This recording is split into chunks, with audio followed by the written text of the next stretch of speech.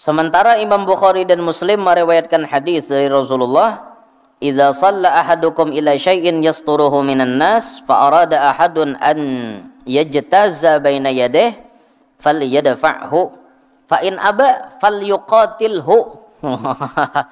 Fa innahu huwa syaitan, Presiden. Ujar Nabi, apabila salah seorang dari kalian melakukan salat di hadapan sesuatu yang membatasinya dari manusia, kemudian ada seseorang yang hendak melintas di depannya, hendaklah ia menolaknya. Nah, yalah. Kita mampar dah sejadah. Bebatas dah ampun kita. Kadang sandal kita diandaki pulang di hadapan. Apalagi bakorinah dasar ada nang kita tajak di hadapan toh. Lalu orang nih hendak menjajak sembahyangan kita. Nah, tahan nih. Ini bila di anu itu orang paham jadi kan. Jauh tuh orang. Di Makkah, di Madinah tuh kita rancak nang itu lagi menyunat. Mau orang lalu tahan nih. Hendak lalu situ. Mau. Pina mengaras. No. Tiba mengaras. Apabila orang itu enggan, artinya tatap nih. Sudah kita tegah, tatap meranjah. Hendaklah ia memeranginya. Oh, mak ini sadis ini. Makanya itu tadi. Sebab jika tetap demikian, orang itu adalah setan. Tahu pada orang sembahyang dilalui. Setan itu aja Nabi. Nabi lo madahkan itu. Setan itu. Sudah kita tahan. Nah, kiri kanan hendak lalu. Kadang masih juga. Pau. Tampulo. Mengarasinya hendak menjejak juga. Orang sembahyang digayai bakorinah lah. Sajadah orang dibuati. Makinnya itu setan beikung. Berarti lenjang pulang di sajadah tuh. Pas bener tuyul.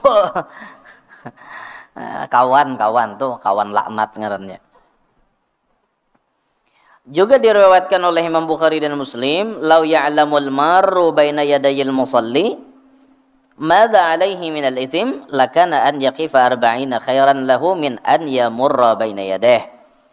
Sekiranya orang yang hendak lewat di hadapan orang yang sedang sholat itu mengetahui dosa apa yang akan menimpanya, niscaya ia akan berhenti atau menunggu 40 tahun akan lebih baik baginya dibanding lewat di hadapan orang yang sedang sholat itu. Jakainya tahu dosanya, hadanginya 40 tahun gin. Orang tuh kada ampe sembahyang hadanginya aja. Saking kadahakonnya menjajak sajadah orang. Bila kita menjajak sajadah orang, dosanya ganal benar. Najjar meriwayatkan hadis dari Abi Hurairah radhiyallahu anhu bahwasanya Rasulullah sallallahu alaihi wasallam bersabda, "Salasun law ya'lamun nasu ma fihinna ma ukhidna illa bisahmatin hirsan ala ma fihinna minal khairi wal barakah. At-ta'dhinu bis-salah wat-tahjiru bil-jama'ah was-salatu fi awwalis sufuf." Ada 3 hal yang sekiranya diketahui oleh umat manusia tentang kebaikan dan keberkahan yang terkandung di dalamnya, niscaya mereka tidak akan dapat memperolehnya kecuali dengan cara undian. Ada 3 jar Nabi. Nang apabila manusia ini seandainya tahu apa yang terkandung di dalamnya, itu pasti berabut hendak menggawi nang 3 ini tadi. Pasti berabut Jesiden. Sampai ibaratnya tuh ibarat harus mendapatkannya dengan cara beundian. Nah, seperti itu. Yaitu menyerukan azan untuk sholat. Nah, jakanya orang tahu tuh pahala azan, bisa begecak hendak azan. Kadang nang kaum aja dipalar pasti begecak. Bila kadang-kadang giliran beundi, aku esok pulang adzan, aku esoknya mun belum dapat hari ini, aku esok pulang. Saking ganalnya pahala adzan. Namun karena kita ini keterbatasan penglihatan dengan pahala, akhirnya kan kita kadang melihat pahala tuh gaib. Ujar pahalanya kayak ini aja, nah, kita kadang melihat. Coba aja ke duit bentuknya atau berabut tak. Siapa nakun adzan dapat duit 100 miliar, dalasan batimpasan hendak adzan karena duitnya melihat. Tapi padahal kan dia pahala. Bila adzan tuh pahalanya misalnya berapa ratus ribu kebaikan. Biasa kada melihat bang lawan pahala. Jadi rasa kayak apa kayak itu nah. Nah itu yang pertama. Kemudian yang kedua, datang sejak awal untuk menghadiri sholat berjamaah. Datang lebih awal untuk menghadiri sholat berjamaah. Ya nang kada mau tinggal kada mau tinggal takbiratul ihram imam. Artinya imam mengangkat takbir, kita langsung menyusul mengangkat takbir, kada sampai ketinggalan kayak itu nah. Jakainya tahu tuh laka-lakas toh hendak tulak berjamaah. Yang ketiga, dan mendapatkan sop yang pertama. Jikalau orang tahu padilatnya, pasti sembahyang tuh kada mau di belakang. Pasti berdahulu mengambil ke sap yang di muka. Itu pasti sudah. Ibnu Abi Syaibah dan Al-Baihaqi meriwayatkan hadis dari Salman Al-Farisi radhiyallahu anhu dengan sanad mauquf. Ia mengatakan, apabila ada seorang laki-laki berada di suatu daerah lalu ia menyerukan iqamat, maka ada dua malaikat yang melakukan sholat di belakangnya. Nah, jadi mun kita tuh kamat tebelujur sorangan, ada malaikat di belakang. Apabila ia menyerukan azan dan iqamat, maka akan ada para malaikat yang melakukan sholat di belakangnya dengan jumlah yang tidak dapat dilihat ujung kanan dan kirinya karena terlalu banyak maksudnya. Nah, mereka melakukan rukuk bersamaan dengan rukuk laki-laki itu, mereka bersujud bersamaan dengan sujudnya, dan mereka mengucapkan amin terhadap doa-doa laki-laki tersebut. Jadi bila di kampung tuh ada azan, ada qomat, maka malaikat tuh datangan. Malaikat datangan untuk mengumpati, artinya mengumpati sembahyang kita tuh. Kiri kanan kada kau dilihat lagi saking banyaknya hitungannya malaikat yang datang. Itu karena adanya azan dan qomat. Namunnya kita qomat aja dua malaikat yang hadir. Dua malaikat aja.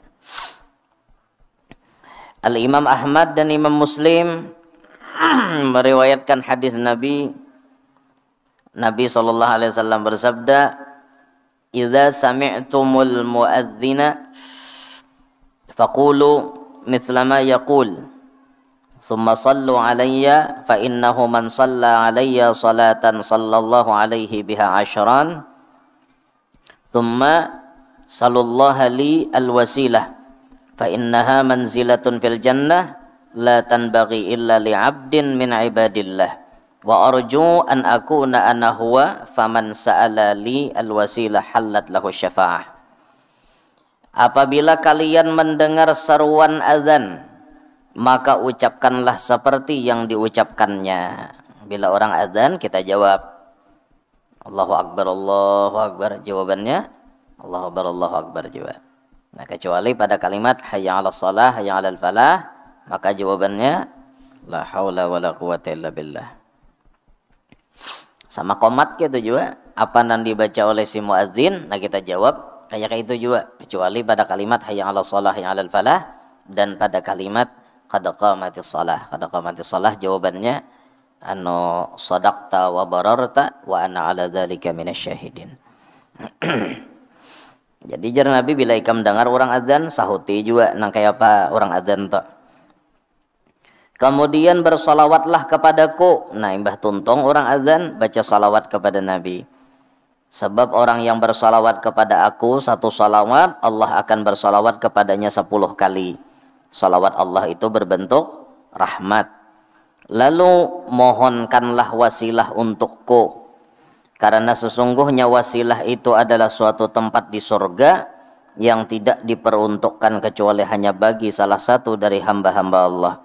Aku berharap kiranya akulah yang memperolehnya, maka siapa yang memohonkan wasilah itu untukku, maka ia berhak memperoleh syafaatku. Jar Nabi. Yang doa kita rajin tuntung adzan tah. Allahumma rabba hadhihi ad-da'wati tammah was-salatil qa'imah. Ati Muhammadanil wasilah. Ada kalau wasilah. Ati Muhammadanil wasilata wal fadilah wasyarafa wad darajatal aliyatar rafi'ah wa ba'athul maqamal mahmudal ladzi wa'adtah innaka la tukhliful mi'ad. Nah, itu doa tuntung adzan. Diriwayatkan bahwasanya siapa yang berbicara ketika ada seruan adzan dikhawatirkan akan kehilangan iman. Jadi bila ada orang adzan jangan bapandir. Berarti bila hendak bapandirnya imbah tuntung adzan. Dikhawatirkan jisiden, ditakutkan bila orang adzan kita bapandir, ditakutkan kita ini kehilangan iman. Kehilangan iman yang paling berbahaya ketika sakarat. Ketika kita hendak meninggal dunia, lalu kita kehilangan iman, itu paling berbahaya. Dianjurkan hendaknya memakai selendang, sorban, dan menggunakan siwak pada saat hendak melaksanakan sholat. Sunat tak berselendang atau bersorban di kepala. Berselendang itu baik di pohon gulu, digantung kayak ini, atau di bahu kiri atau di bahu kanan, boleh. Bersorban, berbolang di kepala, sunnah juga tak. Mau hendak mengamalkan itu, mun kita nangkad alim ini paling nyaman sorangan.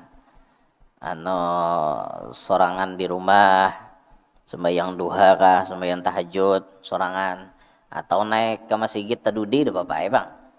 Namanya naik berdahulu, kepala berbolang, sedangkan kita kada ada kebisaan apa-apa, asa gairah. Kalau kopi nadi palar buhannya. Apalagi hari Jumat, memang hari Jumat itu sunnah lah, sunnah bersorban, berbolang di kepala itu sunnah.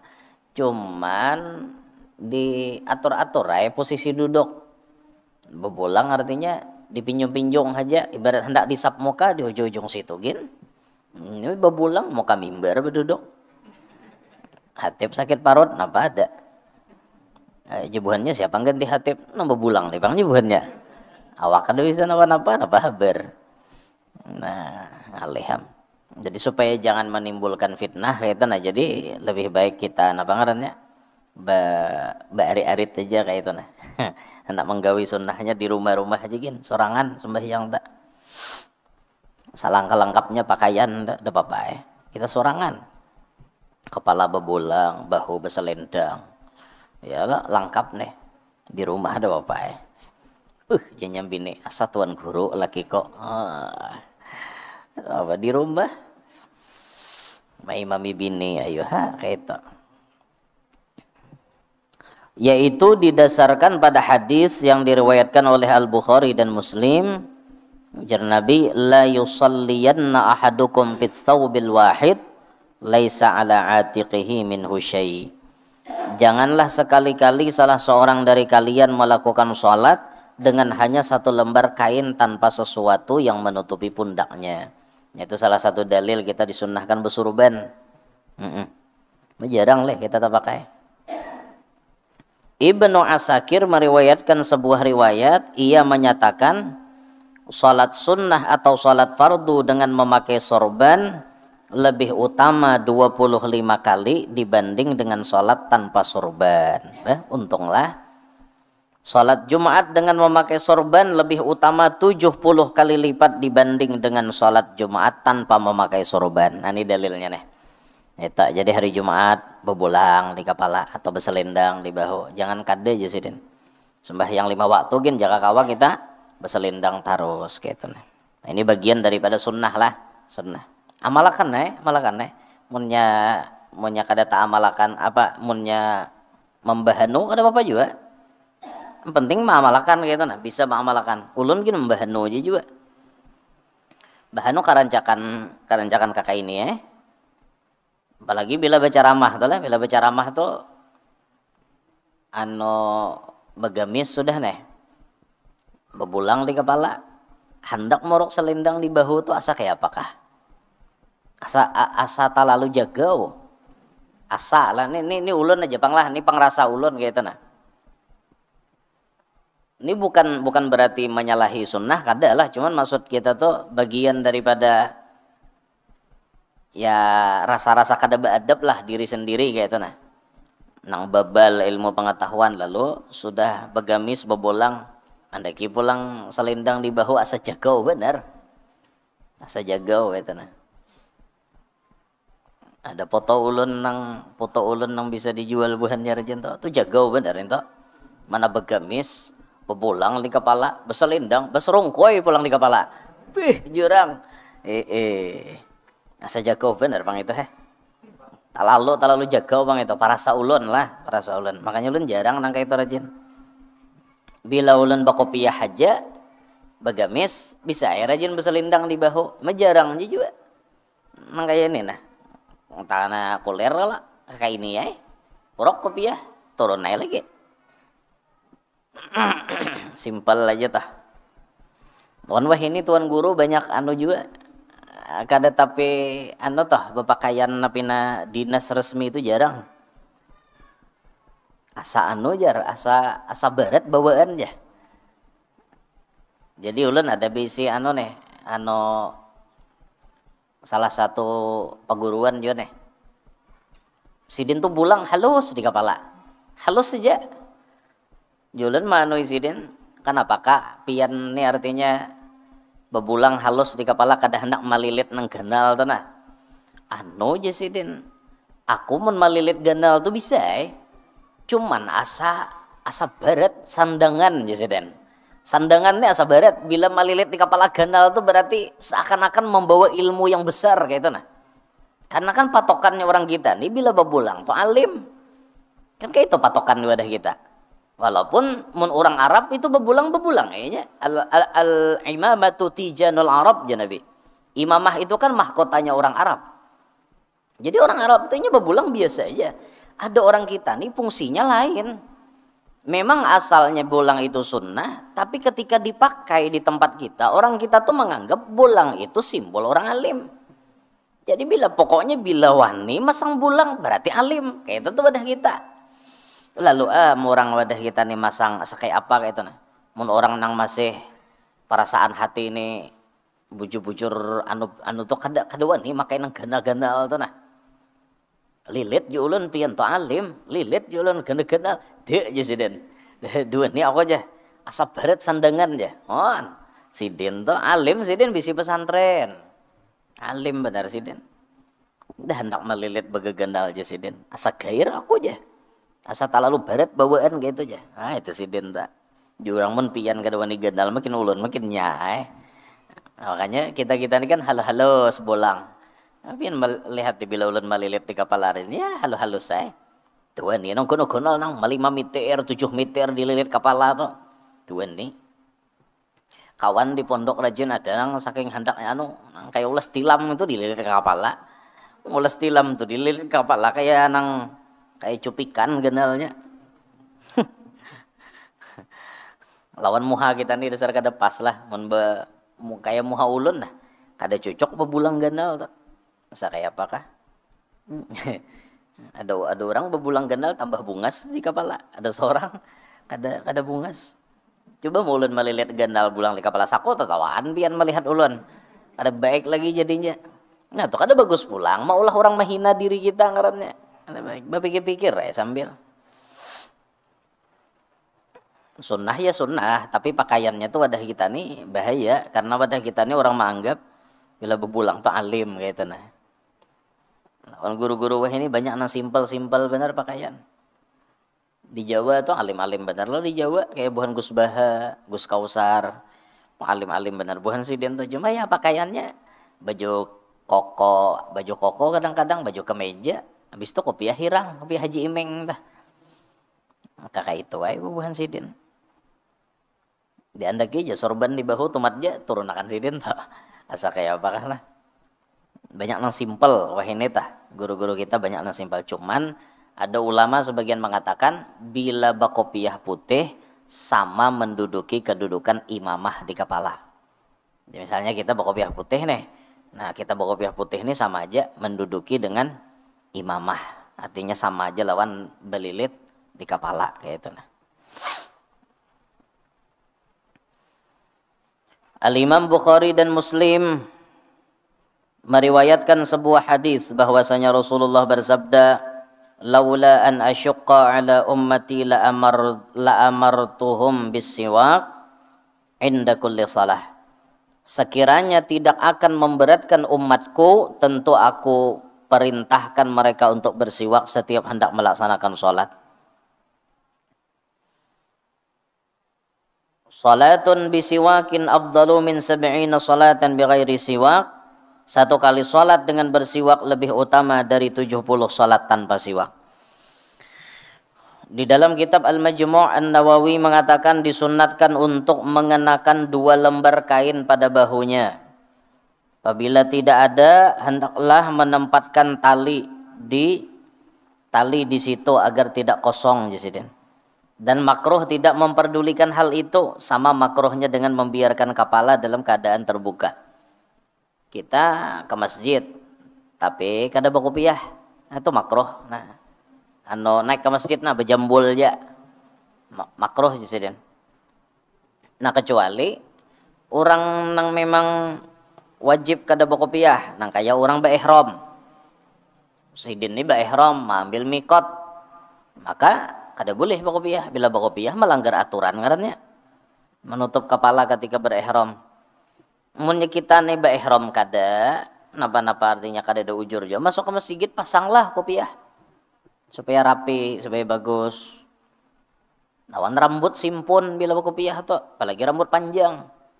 Mun kada berkopiah kena sujud rambut lah tegugur menutupi muha. Rambut panjang misalnya buat di kopiah nah simpun jadinya. Bagus kayak itu. Guru kami Ibnu Hajar mengatakan memakai sorban dan bersiwak adalah disunnatkan walaupun sesudah masuk ke dalam sholat, apabila hal itu memungkinkan dengan sedikit gerakan. Sampai kayak itu tuh disunnahkan lah. Misal nih pian sembahyang berhadapan lawan dadayan. Atau di higa sini ada dadayan. Di dadayan tuh ada selendang. Sedangkan pian ini sembahyang kada berselendang. Allahu Akbar. Di higa ini dadayan. Sampai jar Ibnu Hajar tetap disunnahkan mengambil selendang nang di dadayan. Yang memungkinkan dengan gerakan nang sedikit. Oh parak aja. Ambil juhud. Sambil berdiam. Hanya anda ke bahu. Selendang. Sampai ke itu disuruh. Disunnahkan Jasiden. Sorbannya jauh benar.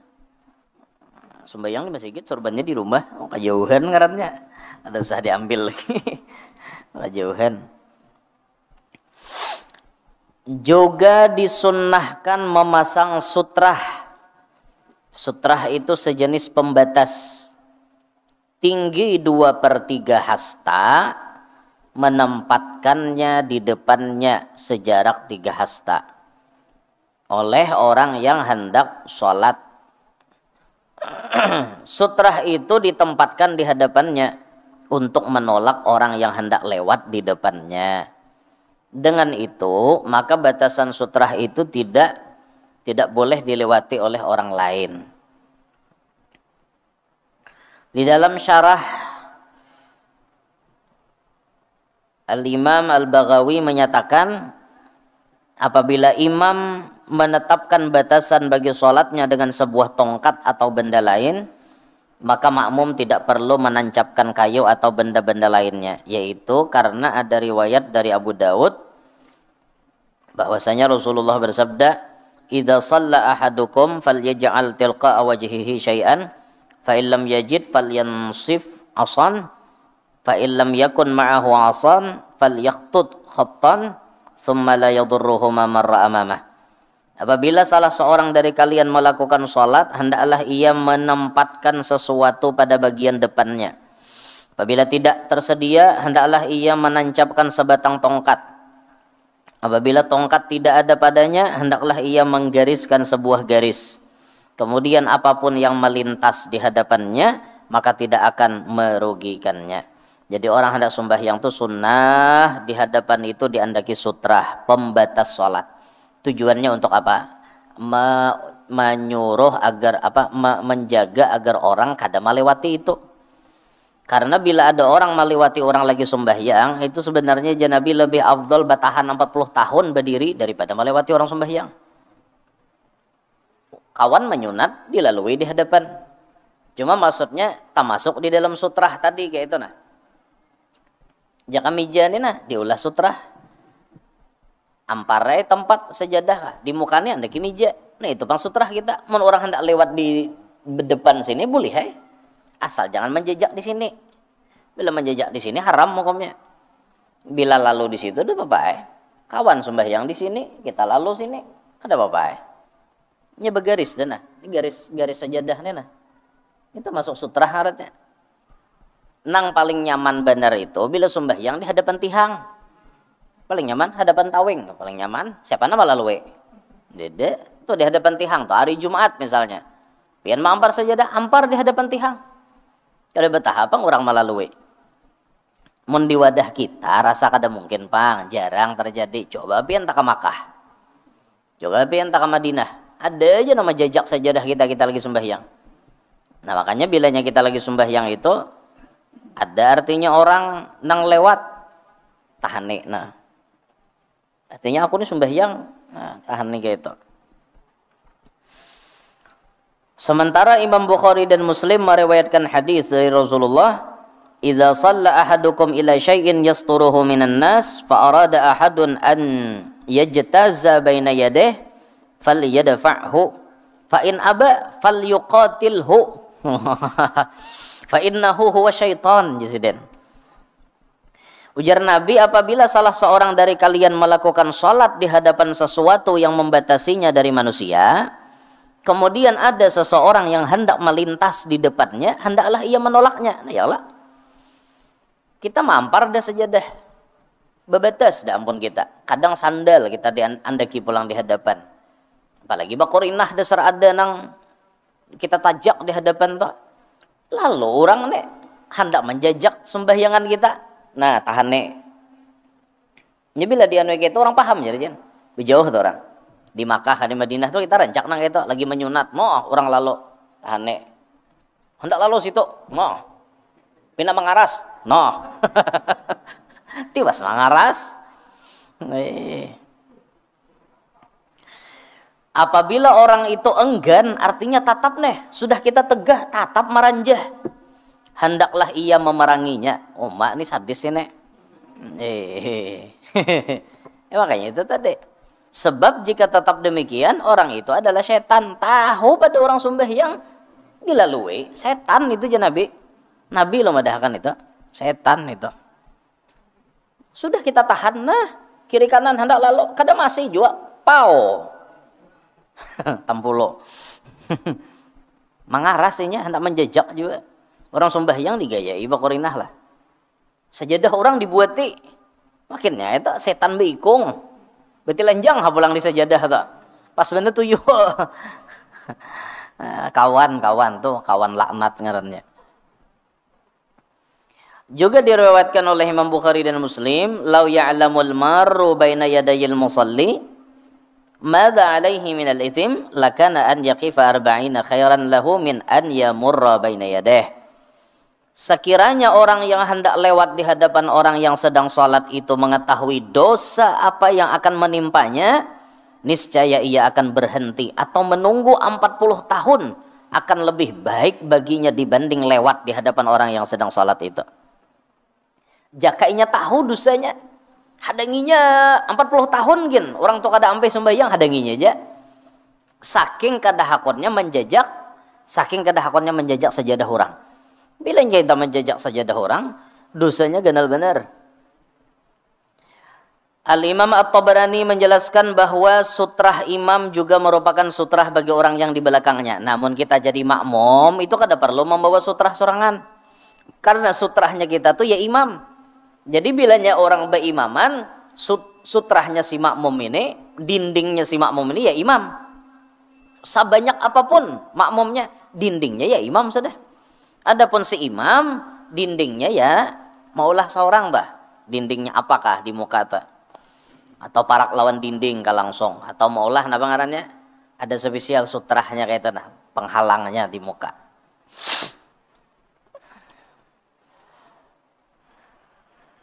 Juga sunat membaca tasbih, tahmid, takbir, tahlil dan istighfar masing-masing 10 kali apabila hendak melakukan sholat, bila hendak sembahyang, subhanallah, subhanallah, subhanallah. Hendak, nih hendak. Alhamdulillah, alhamdulillah. Jarang tak amalakan lah. Asa tahu aja tah. Jarang tak amalakan. Artinya mun ada toh misalnya nang tuntung adzan lalu baca subhanallah, alhamdulillah, wala ilaha illallah, wallahu akbar. 10 kali dibacanya. Baca astagfirullah, astagfirullah, astagfirullah. 10 kali, enggak apa-apa sarahinya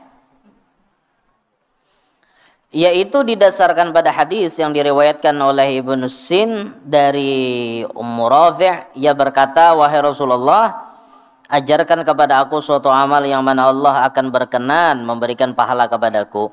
Rasulullah bersabda, apabila engkau hendak melaksanakan sholat, bertasbihlah kepada Allah 10 kali, bertahlillah, bertahmidlah, bertakbirlah, beristighfarlah masing-masing 10 kali. Sebab manakala engkau bertasbih maka Allah akan berfirman, ini untukku. Apabila engkau bertahmid maka Allah akan berfirman, ini untukku. Apabila engkau bertahlil maka Allah berfirman, ini untukku. Apabila engkau beristighfar maka Allah berfirman, tentu aku mengkaruniakannya kepadamu. Nah, itu. Jadi ini sebahagian daripada sunnah-sunnah di dalam sholat, sunnah-sunnah sebelum sholat, ataupun sunnah-sunnah di dalam sholat. Mungkin situ aja dulu. Minta ridho, minta halal, minta maaf. Karena kita sambung bulan gini loh. Tanggal 3 Agustus para 17-an dah. Udah kerasaan 17 Agustus ulang. Berapa no umur Indonesia? 68 lah. Berapa? 80. Berapa? 80. Hah? Berapa Pak Kadir? Berapa? Tahun tadi 79 lah. Ya. Tahun tadi 79 berarti tahun 80. 80 tahun Indonesia merdeka adalah alhamdulillah. Jaka manusia tuh Tuhan ada tak? 80 tuh kai-kai sudah tak? Alhamdulillah 80 tahun dah kita Bapak Ibu sudah merdeka. Bersyukur alhamdulillah merdeka. Jakanya kada merdeka, ada apa bicara mahna kayak ini. Bahnu di sariki Belanda, bahnu didatangi Jepang, bukahan bapatak. Ada pulang pesawat, bukahan pulang. Kayak itu bang behari jar. Jadi orang behari itu ya ajaib. Sambil buka kayak itu ya, sawat aja mulah anak. Itu orang behari itu. Arwah nini itu bagi saya itu. Jar arwah nini. Bila ada pesawat, bukahan kami aja. Bila ada pesawat, bukan kami jaka badang tagah nih bukan. Jadi bilanya sudah aman keluaran hanyaran cuman anak kayak itu nah hebat juga ada 10 anak sawat aja sambil bubukahan aja tak. Nah, jakanya paninian kita tuh hidupan sampai wah ini sako sajurut anak zaman kemerdekaan. Nyaman mulah anak wah ini ya lah damai tidak ada mengganggu lagi aja ingin